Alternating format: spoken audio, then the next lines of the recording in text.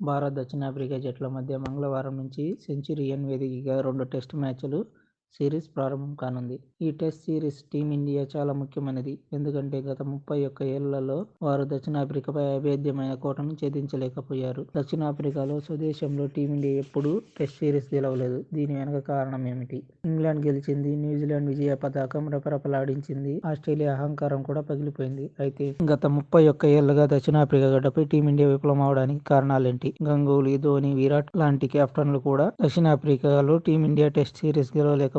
రోహిత్ శర్మ నుండి టీమిండియాకు అభిమానుల సమాధానం చెప్పాలనుకునే ప్రశ్న. రోహిత్ సారథ్యంలో టీమిండియా మరోసారి సౌత్ ఆఫ్రికాతో స్వదేశంలో తలపడనుంది. మంగళవారం నుంచి సెంచురియన్లో 2 టెస్ట్ సిరీస్లు ప్రారంభం కానుంది. ఈసారి టీమిండియా చరిత్ర సృష్టించగలదా అన్నది ప్రశ్నగా నిలిచింది. అనే ప్రశ్నకు సమాధానం టెస్ట్ సిరీస్ ముగిసిన తర్వాత తెలుస్తుంది. కానీ దక్షిణాఫ్రికాలో టీమిండియా ఎందుకు విఫలమవుతుందో ముందుగా తెలుసుకుందాం. దక్షిణాఫ్రికాలో వైఫల్యానికి మొదటి కారణం. దక్షిణాఫ్రికా పిచ్చులన్నీ ప్రాంతాల కంటే భిన్నంగా ఉంటాయి. ప్రపంచంలో అన్ని పిచ్చుల కంటే ఇక్కడ ఎక్కువ బౌన్స్ ఉండడమే కాదు, ఇక్కడ బంతి కూడా స్విమ్ అవుతుంటాయి. అంటే బంతి గాలిలో కదులుతుంది. వికెట్ మీద పడిన తర్వాత కూడా. టీమిండియా బ్యాట్స్మెన్లు ఇలాంటి పిచ్చులు కూడా అలవాటు లేదు. ఫలితంగా దక్షిణాఫ్రికాలో తరచుగా విఫలమవుతుంటారు. మరొకటి, కేవలం ఒక బ్యాట్స్మెన్ పైనే ఆధారపడటమే టీమిండియా ఓటమికి ప్రధాన కారణం. దక్షిణాఫ్రికా గడ్డపై 50 కంటే ఎక్కువ సగటు పరుగులు చేసిన ఏకైక బ్యాట్స్మన్ విరాట్ కోహ్లీ. అతను తప్ప మరే ఇతర బ్యాట్స్మన్లు సగటు 40 కంటే తక్కువ కాదు. అంటే టీమిండియా ఇతర బ్యాట్స్మెన్లు టెక్నికల్లో ఏదో లోపం ఉంది. కానీ దానికి కారణం వారు దక్షిణాఫ్రికాలో పరుగులు చేయలేకపోతున్నారు. మరొకటి, టీమిండియా దక్షిణాఫ్రికా పర్యటనకు చేరుకుంది. కానీ ఇక్కడ ఇబ్బందులను బట్టి దాని తయారీ పూర్తి కాలేదు. దక్షిణాఫ్రికా చేరుకున్న తర్వాత టీమిండియా అక్కడ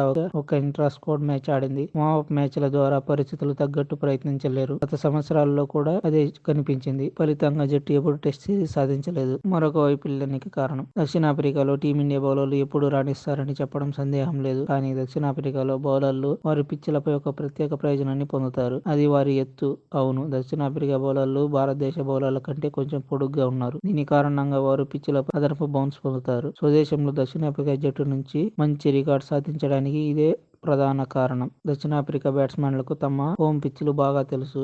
వారు ఈ పిచ్చిపై క్రికెట్ కళను నేర్చుకున్నారు. చాలా కాలం అక్కడే దేశవాళీ క్రికెట్ను ఆడుతుంటారు. కాబట్టి ప్రత్యర్థి బౌలర్లు మెరుగ్గా ఆడగలరు. కానీ ఈసారి టీమిండియా నుంచి మంచి బౌలర్లు ఉన్నారు. వారు ఖచ్చితంగా దక్షిణాఫ్రికా బ్యాట్స్మెన్లను ఇబ్బంది పెట్టగలరు.